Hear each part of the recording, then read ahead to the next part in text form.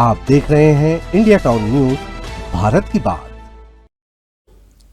नमस्कार, स्वागत है आपका हमारे खास बुलेटिन खबरें राजनांदगांव में और मैं हूं आपके साथ आस्था सिंह। चलिए बुलेटिन की शुरुआत करते हैं, लेकिन उससे पहले एक नजर डालते हैं आज की हेडलाइंस पर।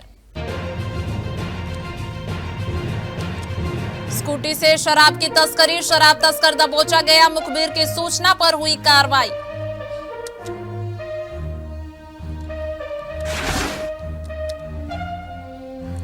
मेरा गांव मेरी धरोहर पर एक दिवसीय प्रशिक्षण, पोर्टल और ऐप की दी गई जानकारी, 2 पालियों में हुआ प्रशिक्षण।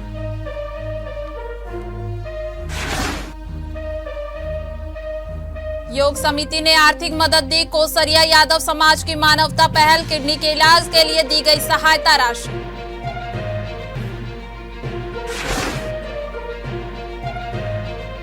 ग्रीष्म में निर्बाध जल आपूर्ति के लिए बैठक, निगम आयुक्त ने जल आपूर्ति योजना बनाई, वॉल्वमैन और पंप ऑपरेटरों को दिए गए दिशा निर्देश। आमगांव में शिव महापुराण कथा का 5वां दिन, पंडित मुकुंद कृष्ण ने शिव अवतरण कथा सुनाई, शिव भक्ति से गूंजा आमगांव का पंडाल।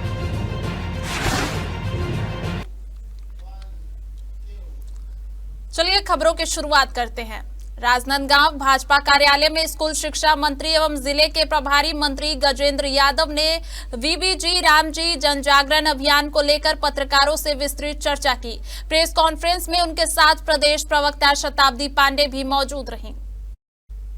मंत्री यादव ने आगे बताया कि अभियान के तहत कार्यकर्ता घर घर जाकर नागरिकों से संपर्क करेंगे, उनकी समस्याओं को सुनेंगे और शासन की कल्याणकारी योजनाओं का लाभ दिलाने में मदद करेंगे। उन्होंने आश्वासन दिया है कि इस पहल से आम जनता और सरकार के बीच दूरी कम होगी और प्रदेश के विकास को नई गति मिलेगी। वहीं प्रदेश प्रवक्ता शताब्दी पांडे ने अभियान की रूपरेखा पर प्रकाश डालते हुए कहा कि भाजपा शासन में प्रदेश लगातार प्रगति कर रहा है और वीबीजी रामजी जन जागरण अभियान के माध्यम से इन कार्यों को जन जन तक पहुंचाया जाएगा। उन्होंने कार्यकर्ताओं से पूरे उत्साह के साथ अभियान में भागीदारी निभाने की अपील की। पत्रकारों के सवालों का जवाब देते हुए प्रभारी मंत्री ने कहा कि छत्तीसगढ़ सरकार शिक्षा, स्वास्थ्य, सड़क, बिजली और पानी जैसी बुनियादी सुविधाओं को मजबूत करने के लिए प्रतिबद्ध है। अभियान के दौरान मिल रहे सुझावों पर गंभीरता से कार्य किया जाएगा। जी राम जी योजना अंतर्गत में आज जन जागरण अभियान की शुरुआत की गई है। अभी हमारे साथ में राजनांदगांव के प्रभारी मंत्री गजेंद्र यादव जी मौजूद है। यादव जी राम जी योजना की शुरुआत की गई है, किस प्रकार से इस योजना को जन जन तक के पहुंचाया जाएगा और जनहित लाभ के लिए कितना निरंतर साबित होगा? देखिए, जी राम जी योजना जो है अभी पुराने जो पिछली गवर्नमेंट की जो नरेगा थी उसको और अत्याधुनिक रूप से और सशक्त बनाया गया है। इसमें हमने जो पहले जॉब कार्ड हुआ करता था उसको आधुनिक एआई पद्धति से अटेंडेंस व्यवस्था है। इसमें जो काम जो पहले पेमेंट का भुगतान के लोगों को बहुत लंबे समय तक 1.5 2 महीना, कई ऐसे गांव हैं जहाँ 2 साल तक लोगों को मजदूरी भुगतान नहीं मिलता था, तो ऐसी कोई शिकायत न हो उसको ध्यान में रख के 7 दिन के अंदर उनको पेमेंट होगा। और जो गांव में जो पहले काम 100 दिन के जो काम थे 125 दिन तक करने का था। केंद्र सरकार की जो बजट थी 80,000 करोड़ की, तो उसको बढ़ा के 1,10,000 करोड़ किया गया था। गांव में शिकायत आती है जब धान कटाई होता है, गेहूं कटाई समय होता है, चना लुआई समय होता है, तो चना लुआई में ये शिकायत आती थी कि मनरेगा रोजी गोदी खोदने का लेबर नहीं मिलते। तो केंद्र सरकार ने तय किया है कि स्थानीय फसलों के हिसाब से राज्य सरकार निर्णय ले सकती है कि 60 दिन जब बुआई और कटाई का जो समय है तो उस समय जी राम जी योजना उस वक्त छूट में रहेगी। मंत्री जी, इस योजना को संचालित करने के लिए जो मॉनिटरिंग लगनी चाहिए वो किस प्रकार से होगी ताकि जनता तक के सामाजिक अंकेक्षण तो है ही, ऑडिट भी उसमें होगा जिसमें किसी प्रकार कोई गड़बड़ नहीं होगी। देखिए कैसे पहुंचाया जाएगा इसका ये है कि ग्राम पंचायतों में इस संबंध में पूरी जानकारी भेजी गई है और ग्राम पंचायतों के जो प्रतिनिधि होते हैं इनको इसके अवेयरनेस के माध्यम से बताया जाएगा कि इस योजना के क्या क्या कंपोनेंट है। सबसे बड़ी बात यह कि ग्राम पंचायतों को बहुत ज्यादा पावरफुल बना दिया गया इस योजना में। अब न केवल गड्ढा खोदना और गड्ढा भरना इस तक नहीं केवल मजदूर सीमित रहेंगे, अपितु उनको जो ग्राम पंचायतों के डेवलपमेंट वर्क है उसमें उनको सहायता मिलेगी, उसमें उनको काम मिलेगा। छुईखदान से है, जहां छुईखदान योग समिति के प्रमुख सदस्य एवं छुईखदान के समीपस्थ ग्राम श्यामपुर निवासी सूरज यादव किडनी खराब होने के कारण गंभीर रूप से अस्वस्थ चल रहे हैं। उनकी आर्थिक स्थिति इतनी मजबूत नहीं थी कि परिजन उनका समुचित इलाज करा सके। इसी को ध्यान में रखते हुए कोसरिया यादव समाज सर्कल द्वारा मानवीय पहल करते हुए पीड़ित के इलाज के लिए सहयोग राशि प्रदान की गई है। छुईखदान सर्कल के यादव समाज के भाइयों द्वारा 30,100 रुपए की आर्थिक सहायता राशि सूरज यादव के निवास स्थान पहुंचकर सौंपी गई।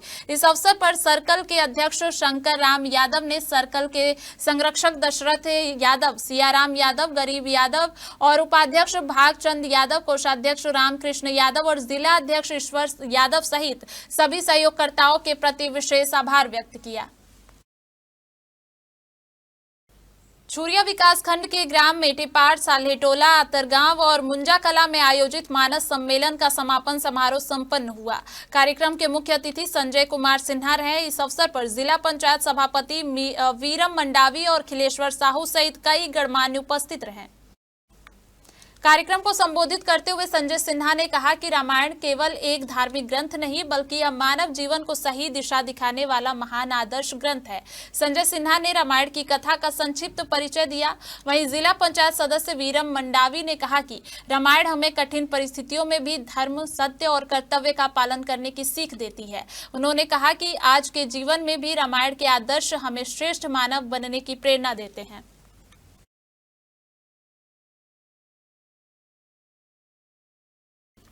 थाना डोंगरगांव पुलिस ने मात्र 24 घंटे में एक बड़ी चोरी का खुलासा किया है। आपको बता दें कि लगभग 4 लाख रुपए की चोरी के जेवरात चोरी करने वाले आरोपी को पकड़ लिया गया है। घटना 3 जनवरी 2026 की है। प्रार्थी ने बताया कि अज्ञात चोर उसके घर में घुसकर लॉकर तोड़कर सोने के जेवरात चोरी कर ले गया। सूचना मिलते ही पुलिस अधीक्षक अंकिता शर्मा के निर्देशन में थाना डोंगरगांव की टीम ने तुरंत कार्रवाई शुरू की। पुलिस ने घटनास्थल का निरीक्षण किया, आसपास के लोगों से पूछताछ की और सीसीटीवी फुटेज खंगाले। पूछताछ में आरोपियों ने चोरी करना स्वीकार किया, जिसके बाद पुलिस ने उनके कब्जे से चोरी के सभी जेवरात, हथियार और औजार जब्त कर लिए।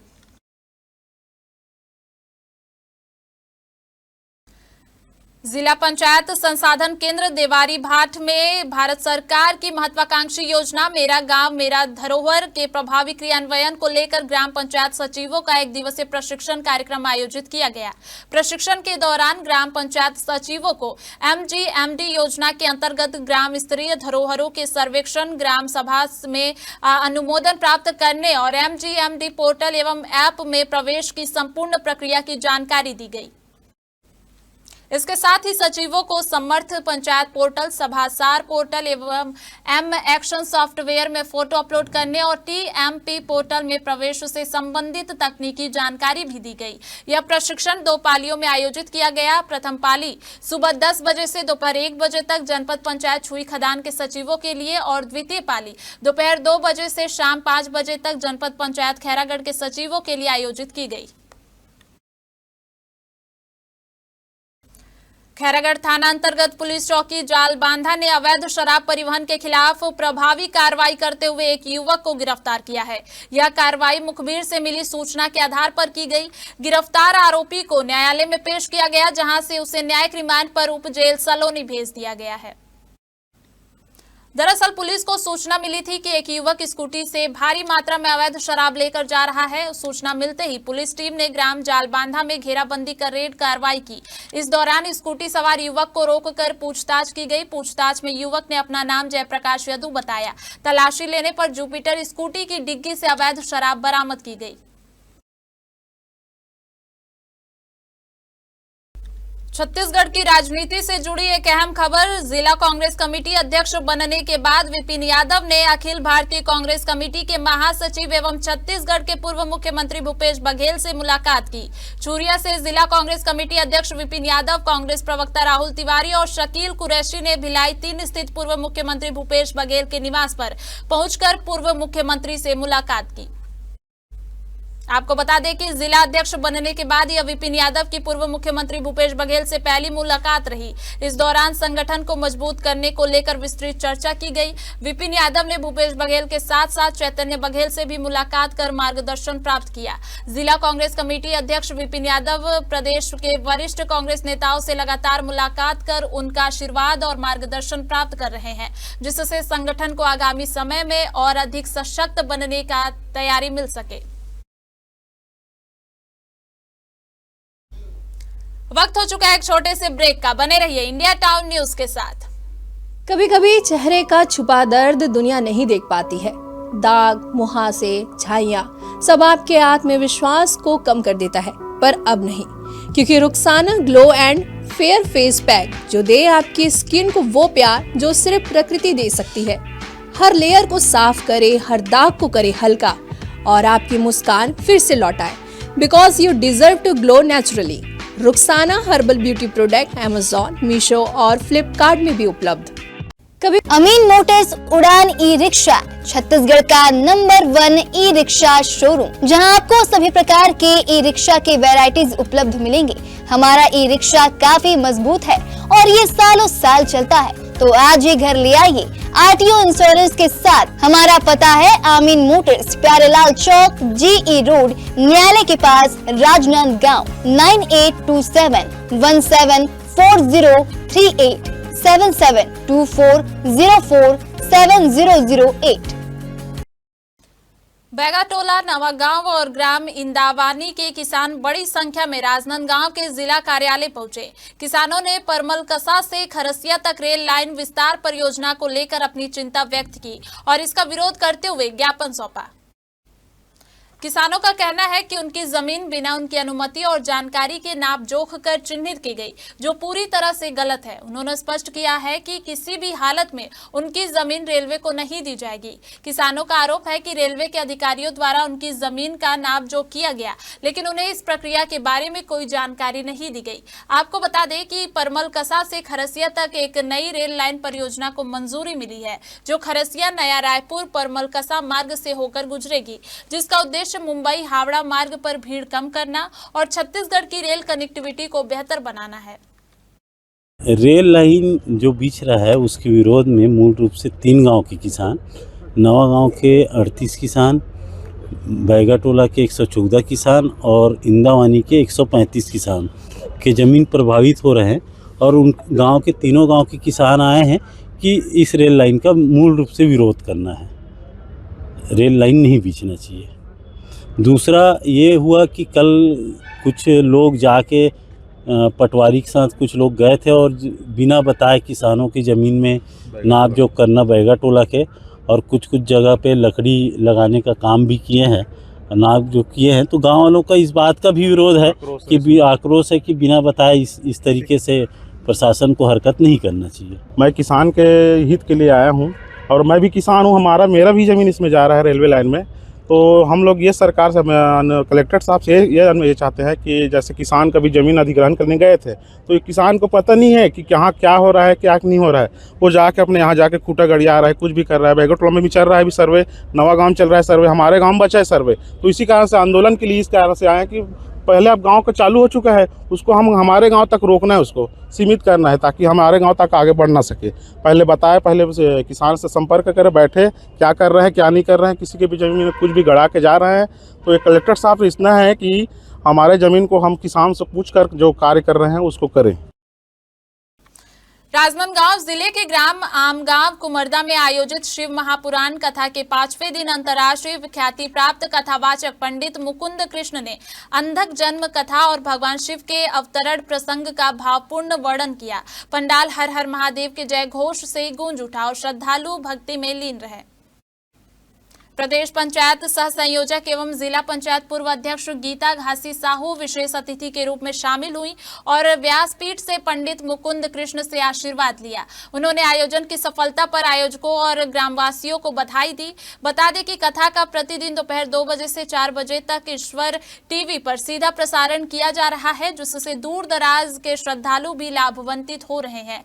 आयोजन को सफल बनाने में ग्रामवासियों और स्थानीय कार्यकर्ताओं की सराहनीय भूमिका देखी जा रही है।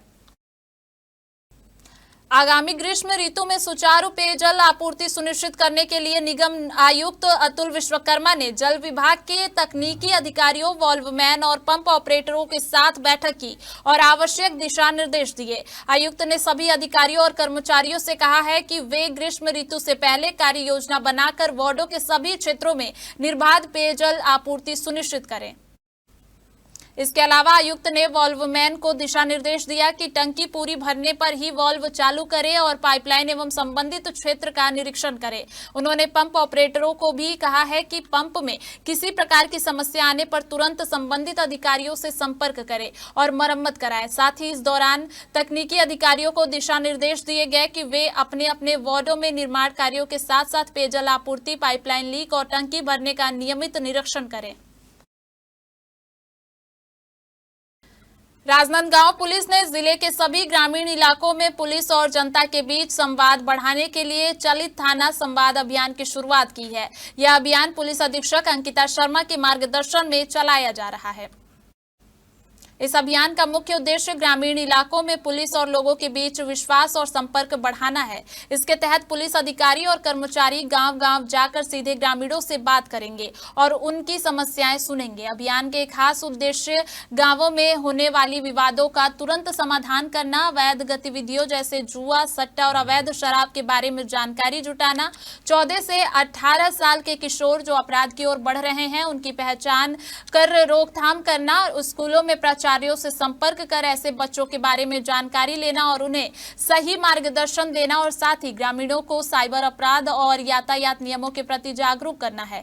इस अभियान में थाना प्रभारी से लेकर आरक्षक तक सभी पुलिसकर्मी गांवों का दौरा करेंगे। इसके अलावा संवेदनशील गांवों में थाना प्रभारी खुद जाकर निगरानी और समाधान सुनिश्चित करेंगे। राजनांदगांव से एक ऐसा वीडियो सामने आया है जिसने सोशल मीडिया पर लोगों का गुस्सा और चिंता दोनों बढ़ा दी है। वीडियो में देखा जा सकता है कि एक पुलिस आरक्षक कुत्ते के छोटे बच्चे को हॉकी स्टिक से मारते हुए नजर आ रहा है।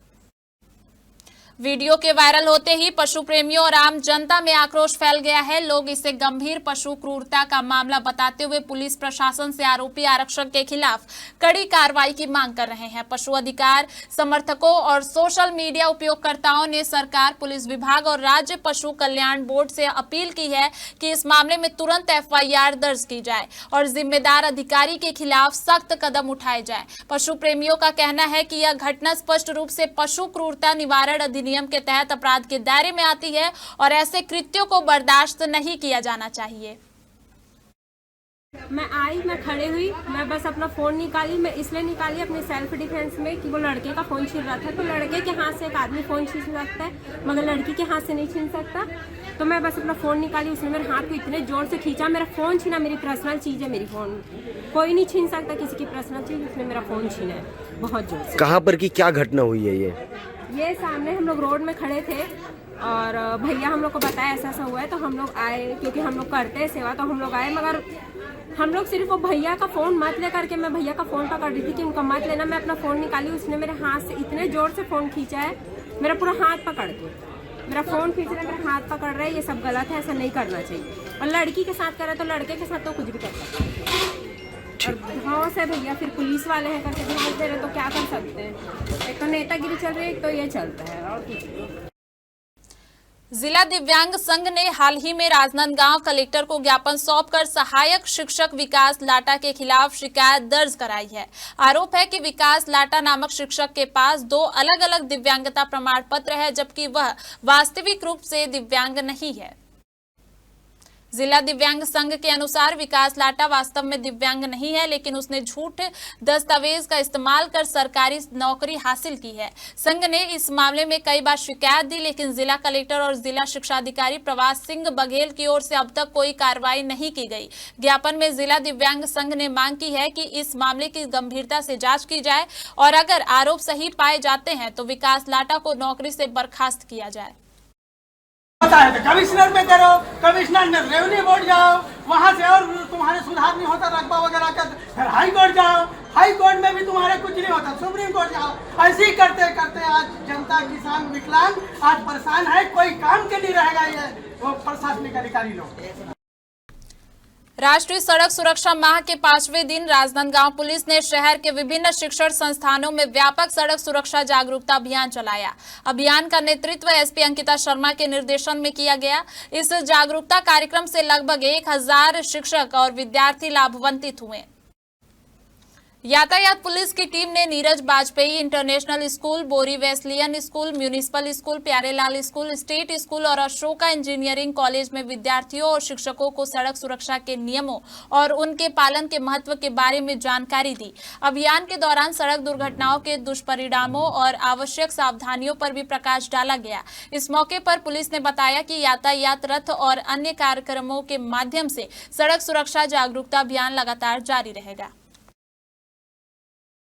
मोहल्ला मानपुर जिला पुलिस को एक बड़ी सफलता मिली है। जिले के एक समय के अति नक्सल प्रभावित क्षेत्र के जंगलों से सुरक्षा बलों ने नक्सलियों द्वारा डंप की गई बम बनाने की सामग्री बरामद की है।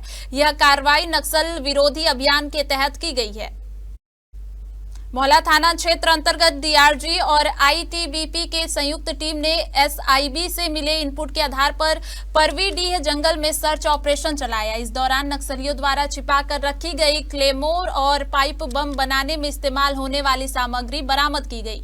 बरामद सामग्री में क्लेमोर बम बनाने के लिए इस्तेमाल किए जाने वाले पुराने 11 पाइप शामिल है। इसके अलावा मौके से कुछ जला हुआ बारूद और जले हुए डेटोनेटर भी मिले हैं, जो तेंदुपत्ता सीजन के दौरान लगी आग में जलकर नष्ट हो गए थे। सुरक्षा बलों के अनुसार यह सामग्री किसी बड़ी नक्सली साजिश का हिस्सा हो सकती थी। फिलहाल इलाके में सर्च ऑपरेशन और तेज कर दिया गया है। पुलिस का कहना है कि नक्सलियों के मंसूबों को नाकाम करने के लिए लगातार अभियान जारी रहेगा।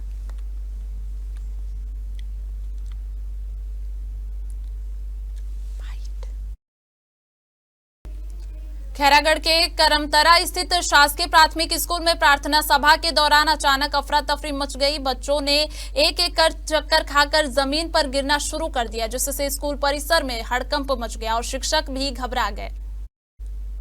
प्रारंभिक जानकारी के अनुसार स्कूल खुलने से पहले कुछ बच्चों ने स्कूल परिसर में उगे रतनजोत के जहरीले पौधों का फल खा लिया। इसके कुछ ही देर बाद 19 बच्चों की तबीयत बिगड़ गई। सभी बीमार बच्चों को तुरंत सामुदायिक स्वास्थ्य केंद्र जालबांधा पहुंचाया गया, जहां डॉक्टरों की टीम उन्हें उपचार देना शुरू किया।